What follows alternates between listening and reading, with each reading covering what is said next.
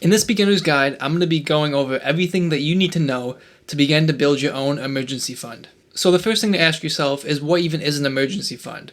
Well, an emergency fund are cash reserves that sole purpose is to be set aside for unplanned expenses, such as any unplanned car maintenance that you may have, unplanned travel expenses, things like that. That's where an emergency fund really comes in handy. Now, with many people having low savings, a financial emergency could really set you back.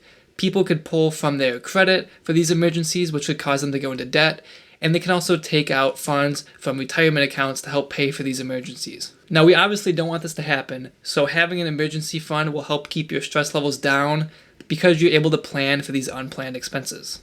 So the next question to ask is how much money you should have in your emergency fund. Is it $1,000, $5,000, $10,000? Well, it's actually based on your financial situation at that moment. A good rule to have is to have about 3 to 6 months worth of expenses in your emergency fund. Now, these expenses should be necessity expenses, so they shouldn't include things like restaurant bills or clothing. It should be more focused on groceries, your monthly payments for your electricity, things like that. And a good max to have for most people is about 6 months worth of expenses. And if you want a rough estimate of what you can get, I included a calculator down in the description that you can go to get a rough estimate of how much your emergency fund should be based on your expenses. Another thing to think about is if you're self-employed or if you have a job position that's prone to layoffs. In these cases, you should probably have more in your emergency fund just because your money might change drastically depending on how your job position goes, or if your business does well or underperforms. In these cases, you might not get paid for a couple months, so it's good to have that emergency fund as a backup if your money does dry out. So the next big question to ask is when you should start building your emergency fund.